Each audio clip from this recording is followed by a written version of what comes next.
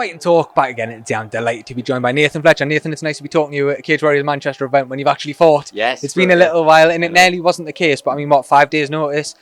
Rhys McEwen, of course, out with staff. We just spoke to him before. You've seen the opportunity, you've taken it. Co-main event, first round finish. Yeah. Could it have went much better? Not at all, mate. You've just listed it all there. That is literally it. 5 days notice. I got landed with a great opponent, a co-main event slot on a hometown show, and I've got a first round finish. So that's an absolute perfect night for me. Perfect night at the office. So made up, couldn't have gone any better. If we look at that timeline-wise then, when did you get notified that, oh look, this fight's fallen out? And what sort of conversation do you then have with your team about whether or not to take this? It's a dangerous opponent. Yeah, of course it's a dangerous opponent, but in my mind I was always fighting on this date. So if they come to me with a name on 5 days notice and say you're fighting him or no one, no matter who it is, they said to me you're fighting Aljamain Sterling on 5 days notice or you're fighting Henry Cejudo, I'm going to say yes because I've sold tickets. I don't want to let my mates down again.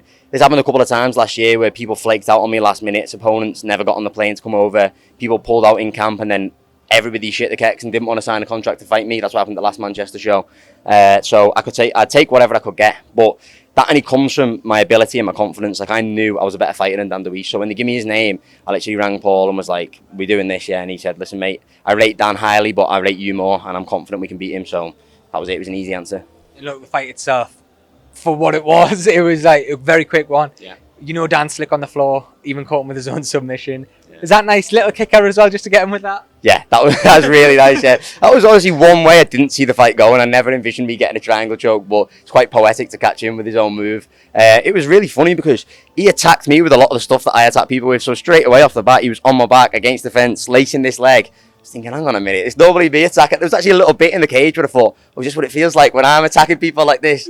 But I stayed composed. Look, I've got people like Paddy Pimlet in my gym, Adam Cullen, trying to take my back every day. All the jiu-jitsu guys, Matty Holmes, the lads we have in the gym, Mansour, all these guys that are super high-level brown and black belts trying to take my back every day. So I was confident and chilled in that position. Shem as well. Shem not BJJ, shout out. You've touched on the gym there. I mean, next gen now. We know it's a hotbed, but I mean, just the level of fighter coming through now. We've had 4 guys on tonight. I know it was a mixed bag of results for Adam, but on the whole, a really positive night for the gym. Yeah. And as a man who's in there day in, day out, just how special is next gen right now? Yeah, it's unbelievable. I believe 100%. We're not only the best team in Europe, but we're growing to be one of the best teams in the world. We're still in the early days of next gen. I feel like we're going to take over the game. We've got Paddy and Molly kicking down the doors in the UFC.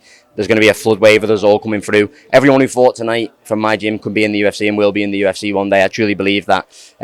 So yeah, we just continue to level up. We've got these great systems in place from the coaches to the training partners where we're ready for whatever anyone throws at us. So I'm confident that, like I said, we're one of the best teams in the world and we're going to continue this run.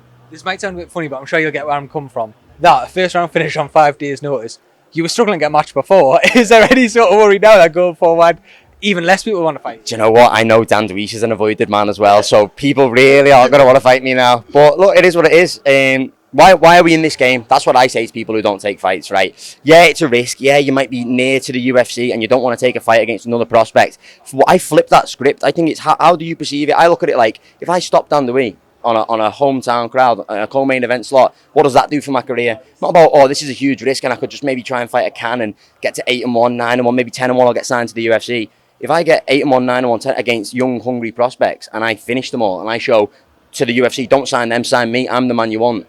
That's the attitude you should be having. At the end of the day, like, yeah, that's why else are we in this game? I think I'm going to be the best in the world one day, so it doesn't matter what European guys you throw at me. I'm ready for the top level. Look, you're a young lad yourself. I know I spoke to Luke there just before, and he said that fight there tonight really humbled him. It's so obvious just how grounded you are and just how much of you are on the ground. Where does that come from? Where's that instilled? Is that family values? Is that something that's came in through the gym? And well, a bit of everything, to be honest. My gym, my teammates, my coaches all keep us all very humble. We've got a great work ethic, so it stems from there. My parents, my family. My dad's a very hard-working man, so he's always instilled that in me.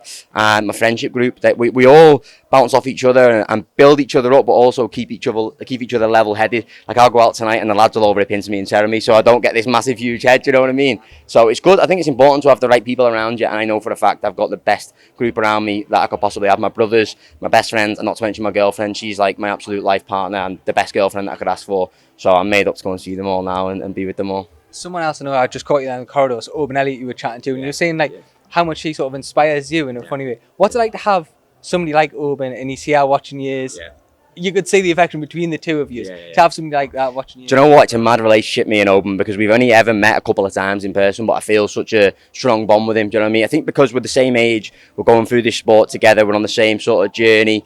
We've had a couple of losses here and there between us, and like for me, as soon as I lost that title fight, he was the first person who messaged me, rang me, come in the back with me, and like outside of my own team, obviously, and my close friends, in terms of like the mates that I've made throughout MMA, he just really kept an eye on me every day and always checked in. So I'm always there for Oban, he's always there for me. We have back and forth chats all the time on Snapchat, and then we never see each other, but when we do, I just feel like he's one of my best mates, you know what I mean? So it's boss having someone like that outside of the team as well as all my teammates as well. Finally then, look, I know you've answered this a few times, but next up for you, of course, title fight there, it's locked in, so it can't be the belt next for you. Well, I'm saying that on 5 days notice. You could never know. I'll stay ready. But yeah, for you realistically, sort of names-wise, what we're looking at next. Well, obviously, look, I've said this at the start of the year. Martin Yoni was someone I had my eye on because he had the belt, but I've already beat him and he's dropping down to flyweight, so that name's gone. Loughran was another good man I had my name on because everyone seems to think that he's like this super prospect and he's really good, and I've beat him at amateur, and I'm willing to prove that he's not really good and I'm miles better than him. And then Rhys McEwen's another one. Look, I've got respect for all these lads, do you know what I mean? Like, they're all great fighters, they're all doing their own thing, whatever. I'm not an angry guy, I've got no animosity to them, but I know for a fact I'd beat every single one of them in a fight. So any single one is, any of the Cage Warriors prospects at Bantamweight, I don't care who it is, I don't care if it's for a belt, let's get it on, let's put another co-main event slot or a main event slot, close to home preferably. And yeah, let's get it going. I'll beat every single one of you. Perfect. Yeah, thank you very much for the time. Go and enjoy the rest of your night.